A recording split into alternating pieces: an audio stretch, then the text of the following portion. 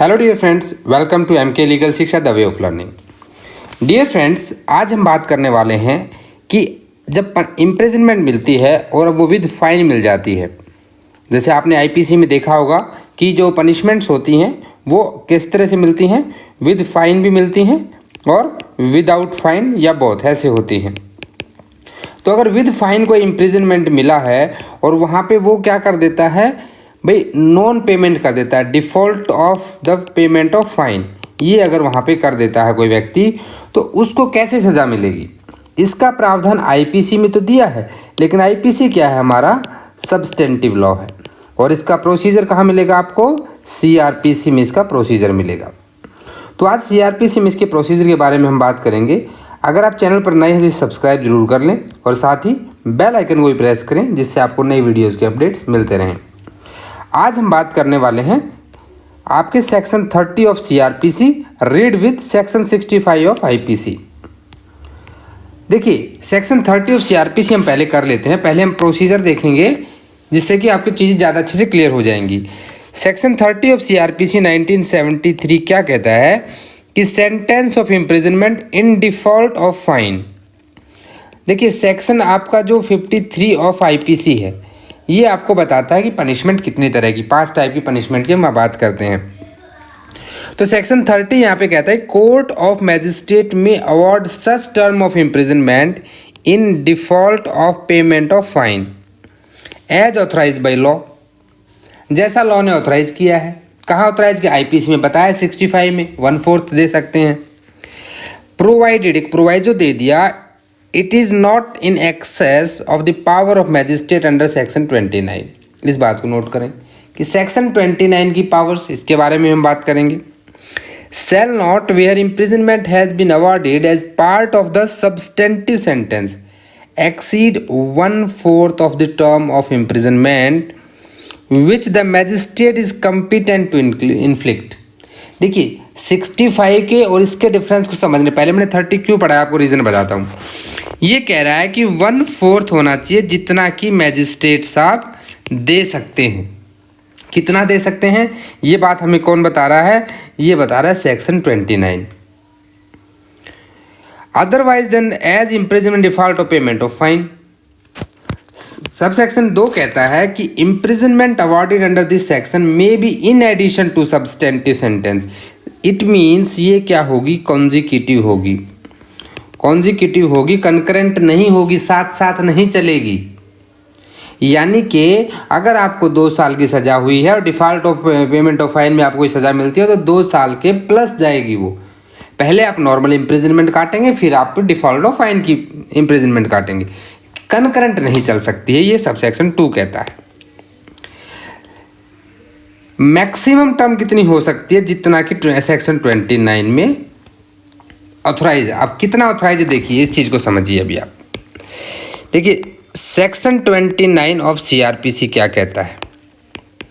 ये बताता है कि कौन मैजिस्ट्रेट, 28 कोर्ट ऑफ सेशन की बात करता है और 29 आपका बात करता है मैजिस्ट्रेट कोर्ट की। कौन कौन मैजिस्ट्रेट बैठते हैं? सीजेएम, चीफ जुडिशियल मैजिस्ट्रेट बैठता है, जुडिशियल मैजिस्ट्रेट फर्स्ट क्लास बैठता है और judicial magistrate second class. Magistrate court में 3 तरह के मैजिस्ट्रेट्स होते हैं। तो जो सीजेएम है वो 7 साल तक की सज़ा दे सकते हैं।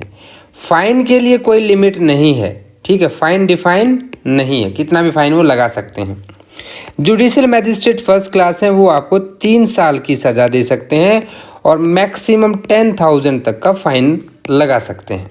इसी तरह से जुडिशियल मैजिस्ट्रेट आपको 1 साल तक की सज़ा और 5,000 रुपये तक का फाइन लगा सकते हैं आपको, ठीक है। ये आपकी होगी पावर्स। इसीलिए कह रहा है कि कोई भी magistrate in default of payment of fine में भी जो पनिशमेंट देगा वो इनकी इस लिमिट से बाहर नहीं जा सकती है, जो ये लिमिट दी गई है। अब दूसरी चीज़ क्या है कि हम ये 1/4 क्या है, कैसे 1/4 होगा, क्या प्रोविज़न है, ऑथराइज बाय लॉ क्या है, उसके लिए आपको समझना होगा आईपीसी को, इंडियन पिनल कोड को 1860। ये क्या कहता है कि लिमिट ऑफ इम्प्रिजनमेंट, भाई नॉन पेमेंट ऑफ फाइन अगर किसी ने कर दिया है तो भाई ऐसा तो नहीं है उसको आप कितनी भी सज़ा दे दो, कितनी दोगे? तो कितने देंगे यहाँ पे, the term for which court direct the offender to imprison in default of payment of fine shall not exceed 1/4। किसका 1/4? Maximum fixed. अब मान लीजिए किसी को थेफ्ट के केस में पनिशमेंट मिला है, इन केस ऑफ थेफ्ट 3 साल तक की सज़ा का प्रावधान है 379 में, लेकिन उसको मैजिस्ट्रेट साहब ने 1 दिन से लेके देखिए 3 साल तक की सज़ा दे सकते हैं। जहाँ पे मिनिमम नहीं दे रखा हो, सिर्फ मैक्सिमम दे रखा, तो वहाँ पे 1 दिन से लेके up to that maximum limit सज़ा दी जा सकती है। तो प्रोविज़न कितना था? 3 ईयर्स का था, और दिया कितना है?